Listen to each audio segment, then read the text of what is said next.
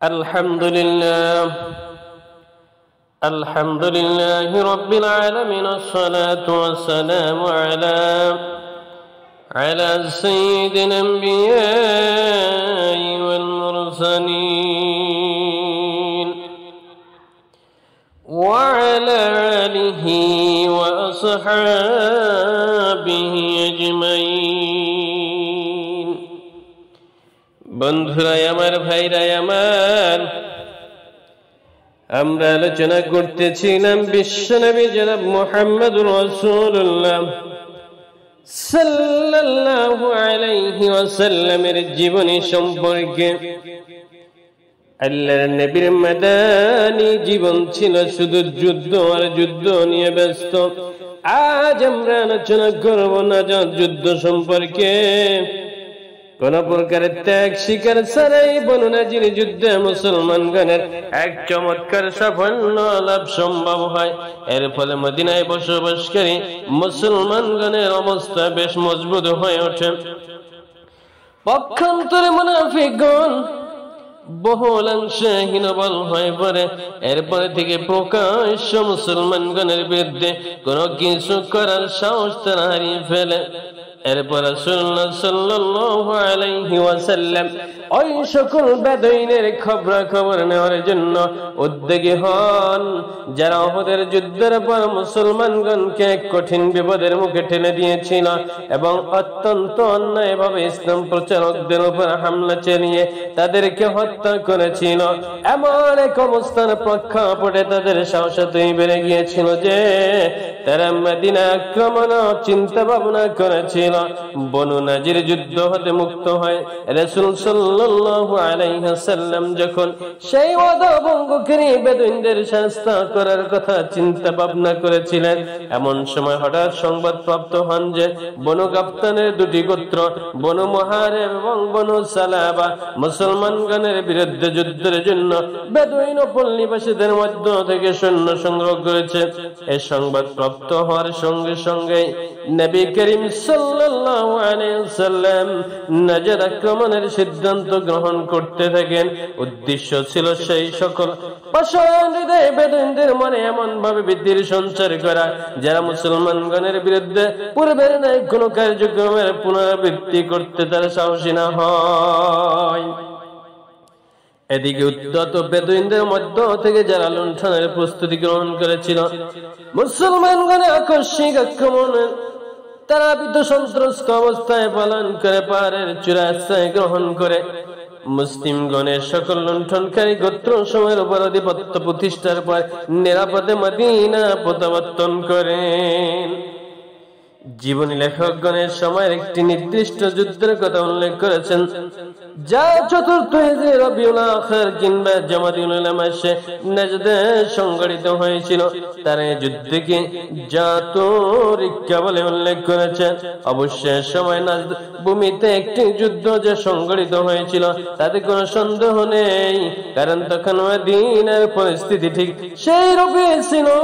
উহুদ যুদ্ধ হতে প্রত্যাবর্তনের সময় পরবর্তী বছর মদিনা প্রান্তরে যুদ্ধের জন্য আবু সুফিয়ানের যে আহ্বান জানিয়েছিলেন এবং মুসলিমরা মঞ্জুর করে নিয়েছিলেন, সেই সময়টা ক্রমে নিকটবর্তী হয়ে আসছিল। সামরিক দৃষ্টিকোণ থেকে এটা কোন ক্রমে সমীচীন ছিল না যে বেদুইন ও গ্রামবাসীকে তাদের অদ্বৈত হটকারিতার উপর প্রতিষ্ঠিত রেখে দিয়ে বদরের মতো ভয়াবহ যুদ্ধে লিপ্ত হওয়ার জন্য মদিনাকে মুজাহিদ শূন্য অবস্থায় রাখা হবে। বরং এটা অত্যন্ত জরুরি ব্যাপার ছিল যে বদর প্রান্তর যুদ্ধে লিপ্ত হওয়ার পূর্বে ওই সকল বেদুইনদের উপর এমন ভাবে আঘাত হানা যাতে তার কোন অবস্থাতেই মদিনামুখী হওয়ার সাহস পায় না। প্রসঙ্গক্রমে এটা বিশেষভাবে উল্লেখ যে চতুর্থ হিজরি রবিউল আখির কিংবা জামাদিউল উলা মাসে যে যুদ্ধ সংঘটিত হয়েছিল তাকে জাতুরিকা যুদ্ধ যে অপবাদ ব্যক্ত করা হয়েছে আমাদের অনুসন্ধান মোতাবেক তো বিশুদ্ধ নয়। কারণ জাতুর রিক্কা যুদ্ধে আবু হুরায়রা রাদিয়াল্লাহু তাআলা আনহু এবং মুসা আশআরী রাদিয়াল্লাহু তাআলা আনহু উপস্থিত ছিলেন এবং আবু হুরায়রা রাদিয়াল্লাহু তাআলা খায়বার যুদ্ধে মাত্র কয়েকদিন পূর্বে ইসলাম গ্রহণের পর খায়বার নবী করিম সাল্লাল্লাহু আলাইহি সাল্লামের খিদমতে উপস্থিত হয়েছিলেন। গাজওয়াতুল জাতুর রিক্কা যে খায়বারের যুদ্ধের পর সংঘটিত হয়েছিল তাতে কোনো সন্দেহ নেই। চতুর্থ হিজরির বেশ কিছু কাল পর যে জাতুর রিক্কা সংঘটিত হয়েছিল তার দ্বিতীয় প্রমাণ হচ্ছে এই যুদ্ধে রাসূলুল্লাহ সাল্লাল্লাহু আলাইহি সাল্লাম খাউফের সালাত আদায় করেছিলেন।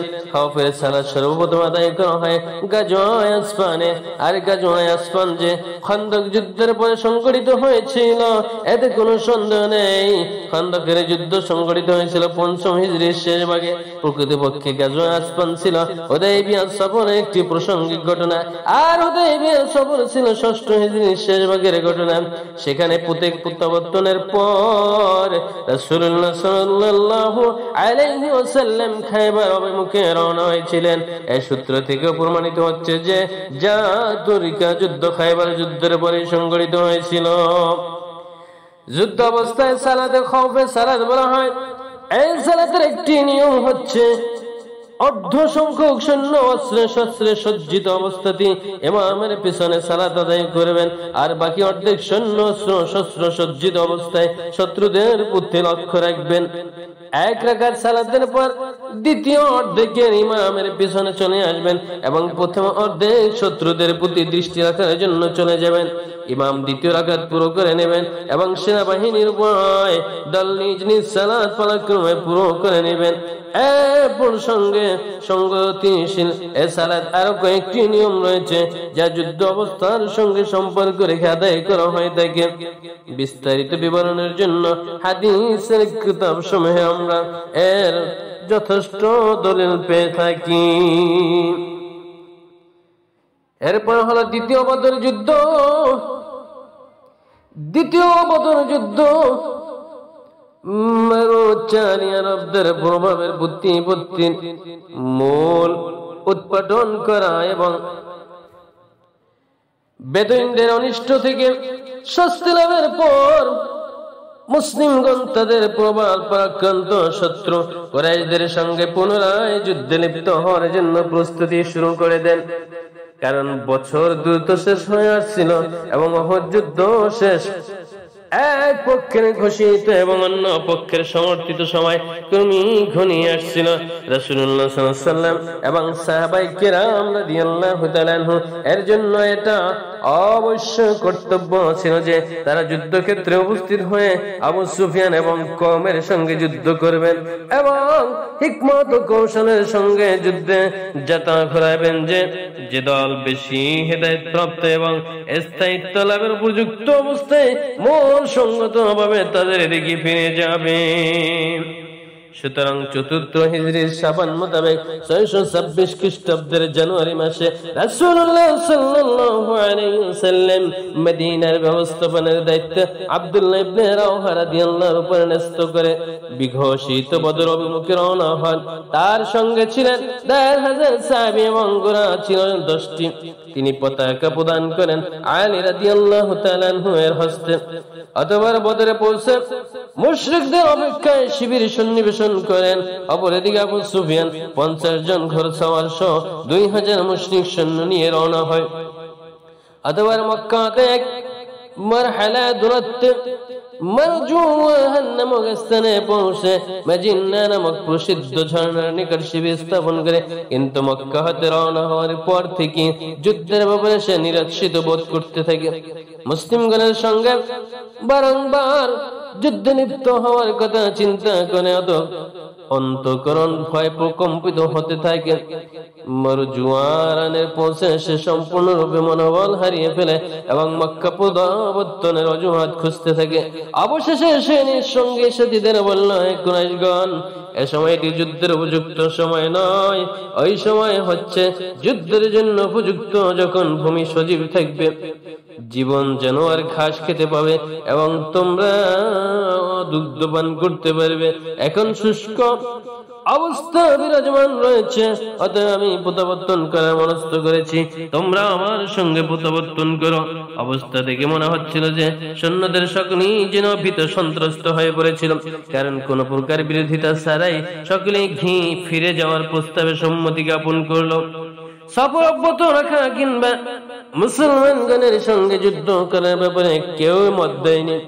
এদিকে মুসলমানগণ 8 দিন পর্যন্ত বদর প্রান্তরে শত্রুদের প্রতীক্ষায় থাকেন এবং এরই মধ্যে ব্যবসার পণ্যটি বিক্রয় করে 1 দিরহামকে 2 দিরহামে পরিণত করতে থাকেন। এরপর অত্যন্ত শান শওকতের সঙ্গে তারা মদিনা প্রত্যাবর্তন করে। এই যুদ্ধকে গাজায়ে বদরে মাউন, ওয়াদাকৃত বদর যুদ্ধ, বদরে সারিয়া বা দ্বিতীয় বদর যুদ্ধ, বদরে আখির শেষ বদর যুদ্ধ এবং বদরে সুগরা ছোট বদর যুদ্ধ নামে পরিচিত। এই যুদ্ধের বিস্তারিত বিবরণ বিভিন্ন কিতাবে পাওয়া যায়। গাজওয়ায়ে দুমামুল জান্দাল, বদর হতে রাসূলুল্লাহ সাল্লাল্লাহু আলাইহি ওয়াসাল্লাম প্রত্যাবর্তনের পর চতুর্দিকে শান্তি ও নিরাপত্তার এক সুন্দর বাতাবরণ সৃষ্টি হয়ে যায় এবং সমগ্র ইসলামী হুকুমতের মধ্যে শান্তি স্বস্তির বাসন্তী হাওয়া প্রবাহিত হতে থাকে। এই সময় রাসূলুল্লাহ সাল্লাল্লাহু আলাইহি ওয়াসাল্লাম আরবের শেষ সীমা পর্যন্ত মনোযোগ দানের উপর মানসিক প্রশান্তি ও অবকাশ লাভ করেন। পরিস্থিতির উপর মুসলমানগণ পূর্ণ নিয়ন্ত্রণ এবং শত্রু মিত্র সকলে তা উপলব্ধি এবং স্বীকৃতি প্রদানের প্রেক্ষিতে সৃষ্টির কারণে এর বিশেষ প্রয়োজন ছিল। কাজী দ্বিতীয় বদর যুদ্ধের পর 6 মাস পর্যন্ত পরিপূর্ণ প্রশান্তির মধ্যে রাসূল সাল্লাল্লাহু আলাইহি ওয়াসাল্লাম মদিনায় অবস্থান করেন। অতঃপর তিনি অবগত হন যে সিরিয়ার নিকটবর্তী দুমামুল জান্দাল নামক স্থানের আশপাশে বসবাসরত গোত্রগুলো ব্যবসার উদ্দেশ্যে গমনকারী লোকজনের উপর চড়াও হয়ে তাদের মালপত্রাদি লুটপাট করে নিয়ে যায়। অধিকন্তু তিনি এ সংবাদ অবগত হন যে মদিনা আক্রমণের উদ্দেশ্যে তারা এক বিরাট সৈন্যবাহিনী সংগ্রহ করেছে। এই প্রকৃত সেবা বিন উরফাত গফারি রাদিয়াল্লাহু তাআলা আনহুকে মদিনা তার স্থলাভিষিক্ত করে 1000 মুসলিম সৈন্যের সমন্বয়ে গঠিত এক বাহিনী নবী করিম সাল্লাল্লাহু আলাইহি ওয়াসাল্লাম আকস্থলের উদ্দেশ্যে রওনা হয়ে যান। এটি ছিল 5ম হিজরি 25 রবিউল আউয়ালের ঘটনা। পথ প্রদর্শক হিসেবে সঙ্গে নেওয়া হয়েছিল বনু উজরা গোত্রের মাকজুর নামক এক ব্যক্তিকে। এই অভিযানে রাসূলুল্লাহ সাল্লাল্লাহু আলাইহি ওয়াসাল্লাম রাত্রি বেলায় পথ চলতেন এবং দিবাভাগে আত্মগোপন করে থাকতেন। উদ্দেশ্য ছিল শত্রুপক্ষের উপর আকস্মিক আক্রমণ পরিচালনা করা। তারা যখন লক্ষ্যস্থানের নিকটবর্তী হলেন তখন জানতে পারলেন যে তারা বাইরে গেছে। কাজে গবাদি পালক রাখালদের উপর আক্রমণ চালিয়ে কিছু সংখ্যক গবাদি পশু হস্তগত করা হয়, অন্যগুলো নিয়ে রাখালেরা পলায়ন করে। যতদূর পর্যন্ত দুমাতুল জান্দালের অধিবাসীদের সংবাদ জানা গেছে তা হচ্ছে যে দিকে সুযোগ পেল সেদিকে পলায়ন করলো। দুমাতুল জান্দাল উপস্থিত হয়ে মুসলিমগণ কাউকে পেলেন না। রাসূলুল্লাহ সাল্লাল্লাহু আলাইহি ওয়াসাল্লাম সেখানে কয়েকদিন অবস্থান করে একদিক সেদিক লোক পাঠালেন, কিন্তু কেউ তাদের নাগালের মধ্যে পড়েনি। অবশেষে রাসূলুল্লাহ সাল্লাল্লাহু আলাইহি ওয়াসাল্লাম মদিনা প্রত্যাবর্তন করেন। এই অভিযানকালে ওয়াইনা বিন হাসানের সহিত সন্ধি চুক্তি সম্পাদিত হয়। দুমাতুল জান্দাল হচ্ছে সিরিয়া সীমান্তে অবস্থিত একটি শহর। এখান থেকে দামেস্কের দূরত্ব 5 রাত্রির পথ এবং মদিনার দূরত্ব 15 রাত্রির পথ। এই আকাশে মীমাংসা সূচক অভিযান এবং কূটনৈতিক প্রজ্ঞার মাধ্যমে রাসূলুল্লাহ সাল্লাল্লাহু আলাইহি ওয়াসাল্লাম শান্তি ও নিরাপত্তা প্রতিষ্ঠার ব্যাপারে অভূতপূর্ব সাফল্য লাভ করেন। এর বলেন যুগ প্রবাহে মরে মুসলিমগণের অনুক্ষণে পরিবর্তিত হয় এবং অভ্যন্তরীণ ও বহিরস্থ বিপদ আপদের কাঠিন্য যা তাদের চতুর্দিকে পরিবেষ্টন করে রেখেছিল তা হ্রাসপ্রাপ্ত হয়। মুনাফিকরা নীরব এবং নিরাশায় বসে পড়ে। ইহুদীদের একটি গোত্রকে দেশ থেকে বহিষ্কার করা হয়। অন্যান্যরা সত্যের সমর্থন ও চুক্তিবন্ধন প্রতি বিশ্বস্ততা প্রদর্শন করেন। বেদুইন এবং কুরাইশরা দুর্বল হয়ে পড়ে। এসব কিছুর প্রেক্ষাপটে মুসলিমগণ ইসলাম প্রচার করা এবং রব্বুল আলামিনের পয়গাম দেশ দেশান্তরে পৌঁছে দেওয়ার এক অভূতপূর্ব সুযোগ লাভ করে।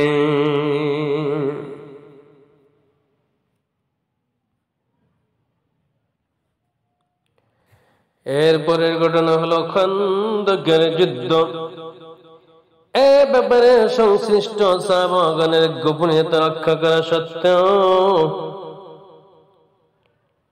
প্রকৃত পরিস্থিতি সম্পর্কে সকলেই ওয়াকিবহাল হয়ে গেলেন এবং এর ফলে আসন্ন এক বিপদের আভাস ক্রমে তাদের সামনে প্রকাশ পেতে থাকলো।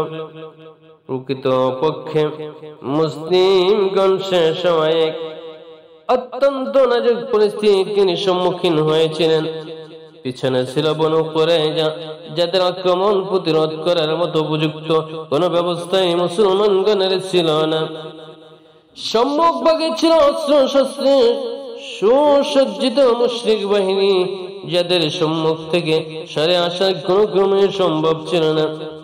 অধিকাংশ মুসলিম শিশু ও মহিলাগণ, বিশেষ করে নিরাপত্তা ব্যবস্থা ব্যতিরেকে বিশ্বাসঘাতক ইহুদীগণের সন্নিকটে অবস্থান করেছিল। বিভিন্ন কারণে মুসলিমগণের দারুণ দুর্ভাবনার মধ্যে নিপতিত হন, যার সম্পর্কে আল্লাহ তাআলা আয়াত নাযিল করেন। আল্লাহ রাব্বুল আলামিন বলেন, তখন তোমাদের চক্ষু হয়েছিল বিস্ফোরিত আর প্রাণ হয়েছিল কণ্ঠাগত, আর তোমরা আল্লাহ সম্পর্কে নানা রকম খারাপ ধারণা পোষণ করতে শুরু করেছিলে। এখানে মুমিনদেরকে পরীক্ষা করা হয়েছিল এবং তাদেরকে প্রচন্ড কম্পনে প্রকম্পিত করা হয়েছিল। সূরাতুল আহজাব। এমন জটিল এক পরিস্থিতিতে প্রেক্ষাপটে কতগুলো মুনাফিক ও মাথাচাড়া দিয়ে উঠল। তারা বলতে লাগলো, মুহাম্মদুর রাসূলুল্লাহ সাল্লাল্লাহু আলাইহি ওয়াসাল্লাম আমাদের সঙ্গে ওয়াদা করতেন যে আমরা কায়সার ও কিসরার ধন ভান্ডার ভোগ করব, অথচ এখন অবস্থা হচ্ছে প্রসাব এবং পায়খানার জন্য বের হতে হলেও জীবনের ভয় রয়েছে। কোন কোন মুনাফিক তাদের সম্প্রদায়ের নিকট এমন কথা বলল যে আল্লাহ আমাদের ঘর বাড়িগুলো শত্রুদের সামনে খোলা পড়ে রয়েছে, সুতরাং আমাদের ঘর বাড়ি ফিরে যাওয়ার অনুমতি দেওয়া হোক। সেই সময় পরিস্থিতি এমন এক পর্যায়ে গিয়ে দাঁড়ালো যে বনু সালামা গোত্রের লোকজন মন ভেঙে গেল এবং তারা ফিরে যাওয়ার চিন্তা ভাবনা করতে থাকলো। এসব লোকের ব্যাপারে আল্লাহ তাআলা ইরশাদ করেন, আল্লাহ রাব্বুল আলামিন বলেন, আর স্মরণ করো যখন মুনাফিকরা এবং যাদের অন্তরে রোগ আছে তারা বলছিল আল্লাহ ও তার রাসূলকে যে ওয়াদা দিয়েছেন তা ধোঁকা ছাড়া আর কিছুই নয়। স্মরণ করো যখন তাদের একদল বলেছিল, ইয়াসরিববাসী, তোমরা শত্রু আক্রমণের বিরুদ্ধে দাঁড়াতে পারবে না, কাজে তোমরা ফিরে যাও। আরে তাদের একদল এই বলে নবীর কাছে অব্যাহতি চাচ্ছিল যে আমাদের ঘর বাড়ি অরক্ষিত, অথচ এগুলো অরক্ষিত ছিল না। আসলে পালিয়ে যাওয়াই ছিল তাদের একমাত্র উদ্দেশ্য। এদিকে সৈন্যদের অবস্থা যখন ছিল এরূপ, অন্যদিকে তখন রাসূলুল্লাহ সাল্লাল্লাহু আলাইহি ওয়াসাল্লাম বনু কুরাইজার অঙ্গীকার ভঙ্গের সংবাদ অবগত হওয়ার পর বস্ত্র দ্বারা মুখমণ্ডল আবৃত অবস্থায় দীর্ঘ সময় চিন্তায় শুয়ে রইলেন। নবী করিম সাল্লাল্লাহু আলাইহি ওয়াসাল্লামের অবস্থা প্রত্যক্ষ করে লোকজনদের দুর্ভাবনা আরো বৃদ্ধি প্রাপ্ত হলো। কিন্তু কিছু সময় পরে রাসূল সাল্লাল্লাহু আলাইহি ওয়াসাল্লামের মুখমণ্ডল আশার আলো উজ্জ্বল হয়ে উঠল।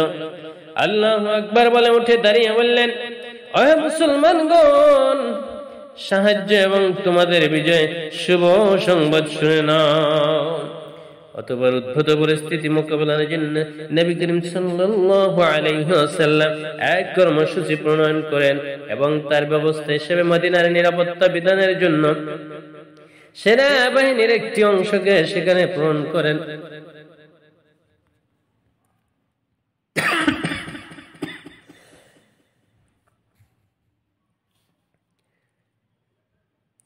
এর উদ্দেশ্য ছিল শিশু ও মহিলাদের অরক্ষিত অবস্থার সুযোগ নিয়ে কুচক্রী ইহুদীগণ যাতে তাদের আক্রমণ করতে না পারে তা সুনিশ্চিত করা। কিন্তু সে সময় এমন এক কূটনৈতিক পদক্ষেপের প্রয়োজন ছিল যার মাধ্যমে শত্রুদের বিভিন্ন দলের ঐক্যের মধ্যে ফাটল সৃষ্টির মাধ্যমে এক এক দলকে অন্য দল থেকে কিছুটা বিচ্ছিন্ন করে ফেলা সম্ভব হয়। প্রকৃতি নবী করিম সাল্লাল্লাহু আলাইহি ওয়াসাল্লাম বনু গাফতান গোত্রের দুই নেতা উনাইনা বিন হিস এবং হারিস বিন আউফের সঙ্গে মদিনার উৎপাদনের একটি অংশ দেওয়ার শর্তে একটি সন্ধি চুক্তি সম্পাদনের মনস্থ করলেন, যার ফলে এই দুই নেতা নিজ নিজ গোত্রের লোকজনদেরকে নিয়ে যুদ্ধক্ষেত্রে পরিত্যাগ করে এবং এ অবস্থায় মুসলমানগণ বিচ্ছিন্ন হয়ে পড়া কুরাইশ বাহিনীর উপর প্রবল পরাক্রমে ঝাঁপিয়ে পড়তে পারেন। এক কূটনৈতিক কৌশল সম্পর্কে শালা পরামর্শে এক পর্যায়ে রাসূলুল্লাহ সাল্লাল্লাহু আলাইহি ওয়াসাল্লাম যখন সাদ বিন মুআজ এবং সাদ বিন উবাইদার সঙ্গে আলোচনা করেন, তখন তারা উভয় এক বাক্যে আরজ করেন, আল্লাহর রাসূল, আপনি যদি আল্লাহর তরফ থেকে এই নির্দেশ লাভ করেন তাহলে কোনো প্রশ্ন ছাড়াই তা স্বীকৃতি হবে, আর যদি আপনি আমাদের জন্য তা করতে চান তাহলে আমাদের এর কোনো প্রয়োজন নেই। যখন এই সকল লোকজন এবং আমরা সকলেই মূর্তি পূজক ছিলাম, তখন এরা অতিথি সেবা এবং ক্রয় বিক্রয় ছাড়া অন্য কোনো উপায় একটি শস্য কণারও লাভ করতে পারেনি। আর এখন আল্লাহ আমাদেরকে ইসলামের নূর দ্বারা ধন্য করেছেন এবং আপনার মাধ্যমে ইজ্জত দান করেছেন, আমরা তাদের নিজ সম্পদ দান করব। আল্লাহর শপথ, আমরা তো তাদেরকে শুধু তলোয়ার আঘাত করব, তাদের অন্য কিছু প্রদান করার জন্য আমরা প্রস্তুত নই। নবী করিম সাল্লাল্লাহু আলাইহি ওয়াসাল্লাম তাদের মতামতকে সঠিক সাব্যস্ত করলেন এবং বললেন, সমগ্র আরব তোমাদের বিরুদ্ধে অস্ত্র ধারণ করেছে বলে শুধু তোমাদের খাতিরই আমি এরূপ করতে চেয়েছিলাম, কিন্তু তাহলে দয়াপ্রবশ এমন এক ব্যবস্থা অবলম্বন করলেন যে শত্রুদের নিজেদের মধ্যে বিভাদ সৃষ্টি ও দৃষ্টি হয়ে গেল এবং এর ফলে তাদের সৈন্যদের মনোবল ভেঙে পড়ল এবং প্রখরতা স্তম্ভিত হয়ে পড়ল।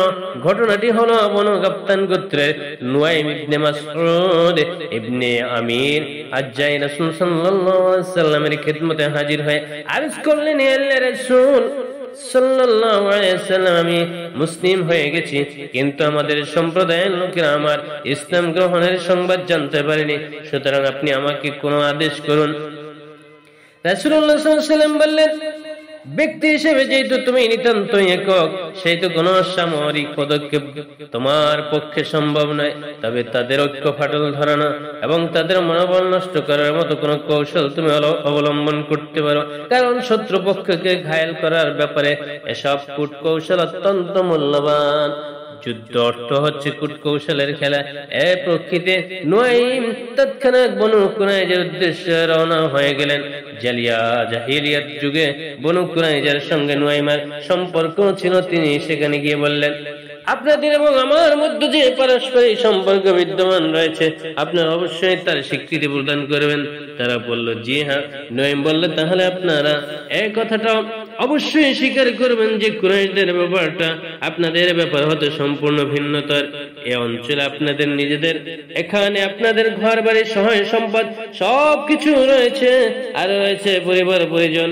এসব কিছু পরিত্যাগ করে অন্য কোথাও যাওয়া আপনাদের পক্ষে সম্ভব নয়। কিন্তু কুরাইশ ও গাফতান এ দুগোত্র এসেছে মুহাম্মদ সাল্লাল্লাহু আলাইহি ওয়াসাল্লামের সঙ্গে যুদ্ধ করতে, আর আপনারা হাত মিলেছেন যুদ্ধ পিপাসু এমন দুই গোত্রের সঙ্গে, এখানে যাদের ঘরে বাড়ি সহায় সম্পদ কিংবা পরিজন বলতে কিছুই নেই। এই কারণে এখানে কোনো সুযোগ সুবিধা লাভের সম্ভাবনা থাকলে তারা পদক্ষেপ নেবে, নচেত গোলমাল সৃষ্টি করে বিদায় হয়ে যাবে। পক্ষান্তরে এখানে আপনাদের থাকতে হবে এবং মুহাম্মদ রাসূলুল্লাহ সাল্লাল্লাহু আলাইহি ওয়াসাল্লাম থাকবেন। আপনারা যদি তার শত্রুপক্ষের সঙ্গে হাত মিলিয়ে তাদের সাহায্য করেন, তাহলে যেভাবে হোক তিনি অবশ্যই এর প্রতিশোধ গ্রহণ করবেন। নুয়াইমের মুখে কথা শোনা মাত্র বনু কুরাইজা সতর্ক হয়ে বলল, নুয়াইম বলুন এখন কি করা যায়? তিনি বললেন, যে পর্যন্ত কুরাইশ তাদের কিছু সংখ্যক লোক বন্ধক হিসেবে আপনাদের জিম্মায় না রাখবে, আপনারা তাদের সহযোগী হয়ে যুদ্ধ অংশগ্রহণ করবেন না। বনু কুরাইজা বলল, আপনি অত্যন্ত সঙ্গত কথাই বলেছেন। এরপর নুয়াইম সোজা কুরাইশদের নিকট গিয়ে উপস্থিত হলেন। অতঃপর বললেন, আপনাদের প্রতি আমার যে ভালোবাসা এবং সদিচ্ছা রয়েছে তা অবশ্যই আপনাদের বোধগম্য রয়েছে বলে আমি বিশ্বাস করি। তারা বলল, জি হ্যাঁ। নঈম বলল, বেশ, তাহলে শুনুন। ইহুদিগণ মুহাম্মদ রাসূলুল্লাহ সাল্লাল্লাহু আলাইহি ওয়াসাল্লাম এবং তার বন্ধুদের সঙ্গে তাদের স্বীকৃত অঙ্গীকার ভঙ্গ করেছে এবং এই কারণে তারা লজ্জিত হয়েছে। বর্তমানে তারা এ শর্তে তাদের সঙ্গে যোগাযোগ রক্ষা করে চলছে যে বন্ধক হিসেবে তারা আপনাদের নিকট থেকে কিছু সংখ্যক লোক গ্রহণ করার পর মুহাম্মদ রাসূলুল্লাহ সাল্লাল্লাহু আলাইহি ওয়াসাল্লামের নিকট সমর্পণ করবে এবং এর মাধ্যমে অঙ্গীকার ভঙ্গের ঘাটতি পূরণ করে নেবে। কাজেই ইহুদিগণ বন্ধক হিসাবে কুরাইশদের নিকট থেকে কিছু সংখ্যক লোক চাইলেও কিছুতেই তা দেওয়া যাবে না। এরপর নুয়াইম গাফতান গোত্রে গিয়ে কুরাইশদের নিকট যা বলেছিলেন তার পুনরাবৃত্তি করলেন। এদের তারাও সজাগ হয়ে উঠল। এরপর শুক্রবার ও শনিবারের মধ্যবর্তী রাত্রিতে কুরাইশগণ ইহুদিদের নিকট এসে পয়গাম প্রেরণ করে যে তাদের অবস্থা কোনো সুবিধাজনক স্থানে নেই, ঘোড়া এবং উটগুলো মারা যাচ্ছে। অতএব ওদিক থেকে আপনারা এবং এদিক থেকে আমরা উভয় দল একসঙ্গে মুহাম্মদ রাসূলুল্লাহ সাল্লাল্লাহু আলাইহি ওয়াসাল্লামের উপর আক্রমণ পরিচালনা করি। এর উত্তরে ইহুদিগণ বলল, আজ শনিবার এবং আপনারা অবগত আছেন যে আমাদের পূর্বপুরুষগণের মধ্যে যারা এই দিবসের শরীয়তের আদেশ অমান্য করেছিল কিভাবে তাদের উপর শাস্তি অবতীর্ণ হয়েছিল। অধিকন্তু যতক্ষণ পর্যন্ত আপনারা আমাদের কিছু সংখ্যক লোককে বন্ধক হিসেবে আমাদের নিকট না রাখবেন ততক্ষণ পর্যন্ত আমরা যুদ্ধে অংশগ্রহণ করব না। সংবাদ বাহক যখন ইহুদিদের নিকট থেকে উত্তর নিয়ে ফেরত এলো তখন কুরাইশ এবং গাফতান বলল, আল্লাহর কসম, নয় তো সত্যি বলেছিল। কাজী তারা ইহুদিগণকে এই কথা বলে পাঠাল, আল্লাহর কসম, আপনাদের হাতে কোনো লোককে বন্ধক রাখবো না। আসুন আপনারা আমাদের সঙ্গে বেরিয়ে পড়ুন এবং আমরা উভয় পক্ষে একযোগ দুই দিকে থেকে মুহাম্মদ রাসূলুল্লাহ সাল্লাল্লাহু আলাইহি ওয়াসাল্লামের বাহিনীকে আক্রমণ করে কথা শুনে বলুন। কুরাইশের লোকেরা পরস্পরকে বলল, আল্লাহর কসম, নুয়াইম তোমাদেরকে সত্যই বলেছিল।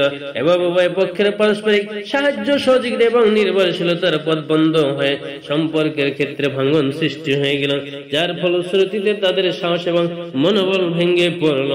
এ সময় মুসলিমগণ আল্লাহ তাআলার সমীপে দোয়া করল, হে আল্লাহ, আপনি আমাদের দোষ ত্রুটি ঢেকে রাখুন এবং আমাদেরকে ভয়ভীতি ও বিপদ আপদ থেকে রক্ষা করুন, নিরাপদে রাখুন। রাসূলুল্লাহ সাল্লাল্লাহু আলাইহি ওয়াসাল্লাম দোয়া করেছিলেন, আল্লাহ, কিতাব অবতীর্ণকারী, দ্রুত হিসাব গ্রহণকারী সেনাবাহিনীকে পরাভূত করুন। আল্লাহ তাদের পরাভূত করুন এবং ভূকম্পিত করুন। অবশেষে আল্লাহ আপন রাসূল সাল্লাল্লাহু আলাইহি ওয়াসাল্লামের মুসলমানদের দোয়া কবুল করে মুশরিকদের ঐক্য ফাটল সৃষ্টি করেন এবং মনোবল ভেঙে দেয়। অতঃপর তাদের উপর উত্তপ্ত বায়ুর তুফান প্রেরণ করেন, যা তাদের তাবু উপড়িয়ে দেয়, মৃত্যু পাত্র সমূহ উল্টিয়ে দেয় এবং তাবুর খুঁটি সমূহ উৎপাটন করে ফেলে এবং সবকিছু তছনছ করে ফেলে। এর সঙ্গে প্রেরণ করেন ফেরেশতা বাহিনী, যারা তাদের অবস্থানকে নড়চড় করে দেন এবং অন্তরে ত্রাসের সঞ্চার করেন। সেই তীব্র শীতের রাত্রিতে রাসূলুল্লাহ সাল্লাল্লাহু আলাইহি ওয়াসাল্লাম হুযায়ফা বিন ইয়ামান রাদিয়াল্লাহু তাআলা আনহুকে প্রেরণ করে মুশরিকদের সংবাদ সংগ্রহের উদ্দেশ্যে তিনি যখন তাদের সমাবেশস্থলে নিকট পৌঁছেন তখন প্রত্যক্ষ করেন যে প্রত্যাবর্তনের জন্য তাদের প্রস্তুতি পর্ব প্রায় সম্পূর্ণ। হুযায়ফা নবী করিম সাল্লাল্লাহু আলাইহি ওয়াসাল্লামের খিদমতে উপস্থিত হয়ে তাদের ফেরত যাত্রা সম্পর্কে তাকে অবহিত করেন। প্রভাতে রাসূল সাল্লাল্লাহু আলাইহি ওয়াসাল্লাম প্রত্যক্ষ করেন যে তাদের প্রত্যাবর্তনের ফলে ময়দান একদম পরিষ্কার হয়ে গেছে।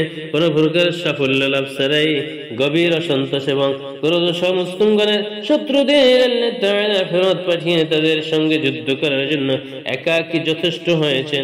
মোট কথা এভাবে আল্লাহ আপন ওয়াদা পূরণ করেছেন এবং নিজ সৈন্যদের ইজ্জত প্রদান করেছেন। এই অবস্থার প্রেক্ষাপটে রাসূলুল্লাহ সাল্লাল্লাহু আলাইহি ওয়াসাল্লাম মদিনা প্রত্যাবর্তন করেন। বিশুদ্ধ মতে খন্দকের যুদ্ধ সংঘটিত হয়েছিল ৫ম হিজরি শাওয়াল মাস এবং মুশরিকগণ আনুমানিক ১ মাস যাবৎ রাসূলুল্লাহ সাল্লাল্লাহু আলাইহি ওয়াসাল্লাম এবং মুসলমানগণকে অবরোধ করে রেখেছিল প্রাপ্ত উৎসগুলোর উভয় দৃষ্টি নিক্ষেপ করে এটা প্রতিমান হয় যে অবরোধ সূচিত হয়েছিল শাওয়াল মাস এবং এর পরস্য মুক্তি ঘটেছিল জুলকাদ মাসে। ইতিহাস বিন ইবনে সাইদ বর্ণনায় আছে যে রাসূল সাল্লাল্লাহু আলাইহি ওয়াসাল্লাম যেদিন খন্দক থেকে প্রত্যাবর্তন করেছিলেন সেদিনটি ছিল বুধবার এবং জুলকাদ মাসের শেষ হতে অবশিষ্ট ছিল 7 দিন। আহজাব যুদ্ধ প্রকৃতপক্ষে ক্ষয়ক্ষতির যুদ্ধ ছিল না, বরং সেটা প্রকৃতপক্ষে সেনায় যুদ্ধ ছিল। এতে কোনো প্রকার ক্ষয়ক্ষতির সংঘর্ষ সংঘটিত হয়নি, কিন্তু তা সত্ত্বেও ইসলামের ইতিহাসে এই যুদ্ধ ছিল একটি যুগান্তকারী ঘটনা। এই যুদ্ধের ফলশ্রুতিতে মুশরিকদের মনোবল ভেঙে পড়ে এবং সর্বসমপক্ষে এটা সুস্পষ্ট হয়ে যায় যে আরবের কোন শক্তির পক্ষে মদিনার মুসলমানগণের ক্রম বিকাশমান এ শক্তিকে নিঃস্ব করা সম্ভব নয়, কারণ আহজাব যুদ্ধের জন্য বিশাল বাহিনী সংগঠিত হয়েছিল। এর চাইতে অধিক শক্তিশালী বাহিনী সংগ্রহ করা তাদের জন্য সম্ভবপর ছিল না। এই জন্য আহজাব থেকে প্রত্যাবর্তনের পর রাসূলুল্লাহ সাল্লাল্লাহু আলাইহি ওয়াসাল্লাম বলেন, লা'ানা না'জামুহুম ওয়া লা ইয়াগসাউনা নাহনু নাসিরু ইলাইহিম। এখন থেকে আমরাই তাদের উপর আক্রমণ করব, তারা আমাদের উপর আক্রমণ করবে না। এখন আমাদের সৈন্যরা তাদের দিকে যাবে।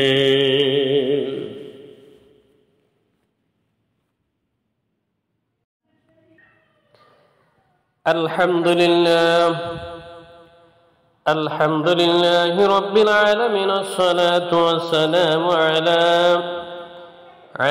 সাইয়্যিদিল আম্বিয়াই ওয়াল মুরসালিন